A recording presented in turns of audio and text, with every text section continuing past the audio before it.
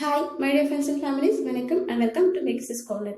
இன்னைக்கு வீடியோவில் ரொம்ப யூஸ்ஃபுல்லான ஒரு கிளீனிங் ஐடியா தாங்க பார்க்க போகிறோம். நம்ம வீட்டில் எல்லாருமே சீப் யூஸ் பண்ணுவோம். ஆனால் அந்த அழுக்கு வந்து ரொம்ப அதிகமாக சேர்ந்துருச்சு அப்படின்னா அது ப்ரஷ் போட்டு ஒவ்வொன்றா க்ளீன் பண்ணுவோம். ரொம்ப கஷ்டமாக இருக்கும், வேலை ரொம்ப இருக்கிற மாதிரி இருக்கும். அந்த மாதிரி இல்லாமல் எல்லா சீப்பையும் ஒரே மொத்தமாக ரொம்ப கைவலிக்காமல் எப்படி ஈஸியாக க்ளீன் பண்ணலாம் அப்படின்னு சொல்லிட்டாங்க பார்க்க போகிறோம். ஸோ வீடியோ ஃபுல்லாக ஸ்கிப் பண்ணாமல் பாருங்கள். நீங்கள் இப்போ தான் ஃபர்ஸ்ட் டைம் நம்மளோட சேனலை பார்க்குறீங்கன்னா வீடியோ ஃபுல்லாக பாருங்கள். பிடிச்சிருந்துச்சுன்னா சப்ஸ்கிரைப் பண்ணிவிட்டு பக்கத்தில் இருக்க பெல் ஐக்கானை கிளிக் பண்ணிக்கோங்க. அப்போ தான் அப்லோட் பண்ணுற வீடியோஸ் நீங்கள் மிஸ் பண்ணாமல் பார்க்க முடியும்.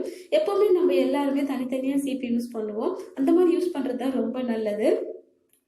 அதே மாதிரி நம்ம ஒவ்வொரு தடவை யூஸ் பண்ணும்போது க்ளீன் பண்ணி தாங்க யூஸ் பண்ணணும். அந்த மாதிரி யூஸ் பண்ணும்போது தான் நம்மளுக்கு வந்து டேண்ட்ரஃப் எல்லாம் இல்லாமல் இருக்கும். அழுக்கு சீப்பே யூஸ் பண்ணோம் அப்படின்னா டேண்ட்ரஃப் அதிகமாக இருக்கும். அதுக்கு நம்ம என்ன செய்யலாம்னு பார்த்தீங்கன்னா, இந்த மாதிரி ஒரு பெரிய அகலமான பாத்திரம் எடுத்துக்கோங்க. அதில் தண்ணி வச்சுட்டு அதை இப்போ நல்லா ஹீட் பண்ணிக்கலாங்க. நல்லா பபுள்ஸ் வந்து ஹீட் ஆகிற அளவுக்கு இது நம்ம நல்லா ஹீட் ஆகணும். இந்த மாதிரி ஹீட் ஆகிற நேரத்தில் இப்போ நம்ம இந்த சீப்பை எல்லாமே போட்டுக்கலாம்.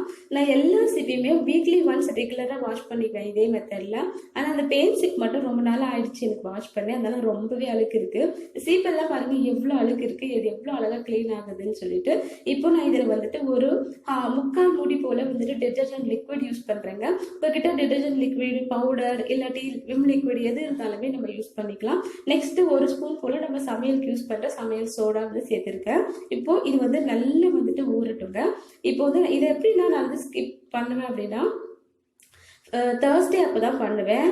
இப்போ இது வந்து நம்ம நல்லா இது மாதிரி நல்ல இது வந்துட்டு இது மாதிரி செஞ்சு விட்டுக்கலாம். சூடாக இருக்கும் இல்லைங்களா, ஏதோ இது மாதிரி ஒரு கைப்பிடி வச்சு நம்ம நல்லா இதை வந்துட்டு இது மாதிரி கலக்கி விட்டுட்டு இது நல்லா ஒரு 1/2 hour போல் நல்லா ஊறட்டும். இது மாதிரி ஊறும்போது அதில் இருக்கிற அழுக்கு எல்லாமே பிரிஞ்சு வந்துடும். பாருங்க, இப்போ இது கிட்டத்தட்ட ஒரு 3 மணி நேரம் நான் ஊற விட்டேன். 1/2 hourலாம் கிடையாது. நான் ஆல்ரெடி சொன்ன மாதிரி நான் வந்து தேர்ஸ்டே தான் இந்த வேலையை செய்வேன். நம்ம வீடு வந்துட்டு தேர்ஸ்டே க்ளீன் பண்ணுவோம் இல்லைங்களா, வேலைக்காரமான நம்ம வீடு க்ளீன் பண்ணுவோம் இல்லைங்களா, ஃபர்ஸ்ட் நான் இதை வந்துட்டு செஞ்சிருவேன். அதுக்கப்புறம் எல்லா வேலையும் முடிச்சுட்டு கடைசியாக நான் இதை செய்வேங்க. இதுக்கு இந்த தனியாக டைம் எடுத்துக்க மாட்டேன். இப்போ இந்த சீப்பெல்லாம் லைட்டாக இந்த மாதிரி இப்படி பண்ணி விடுங்க. பாருங்க எவ்வளோ க்ளீனாக இருக்குன்னு சொல்லிட்டு. இந்த பெயிண்ட் சீப் மட்டும் நான் ரொம்ப நாள் வாஷ் பண்ணாமல் இருந்தனால லைட்டாக அதில் மட்டும் அழுக்கு இருக்குது. அதை மட்டும் லைட்டாக நான் ப்ரஷ் போட்டு தேய்ச்சிக்கிறேங்க.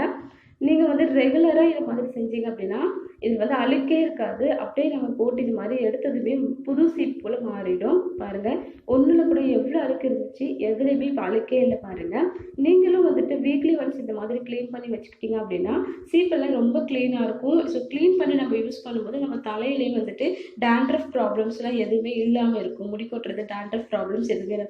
இப்போ வந்து நான் ப்ரஷ்ஷை கூட பாருங்கள் ரொம்ப மைல்டாக தான் யூஸ் பண்ணுறேன். அதிகமாக அப்படி ரொம்ப கஷ்டப்பட்டு தேய்க்கவே இல்லை.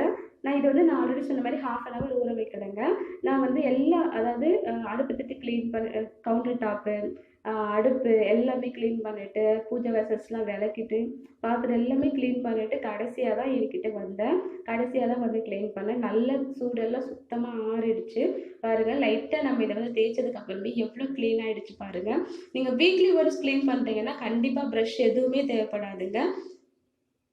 இது வந்து நான் ரொம்ப நாள் வச்சுட்டு இருந்ததுனால தான் எனக்கு வந்து ரொம்ப அழுக்கு சேர்ந்ததுனால என்னால் வந்து அது வந்து ஃபுல்லாக க்ளீன் ஆகலை. பட் க்ளீன் ஆகிடுச்சு. ஃபுல்லாக கொஞ்சம் அங்கங்கே கொஞ்சம் இருந்துச்சு.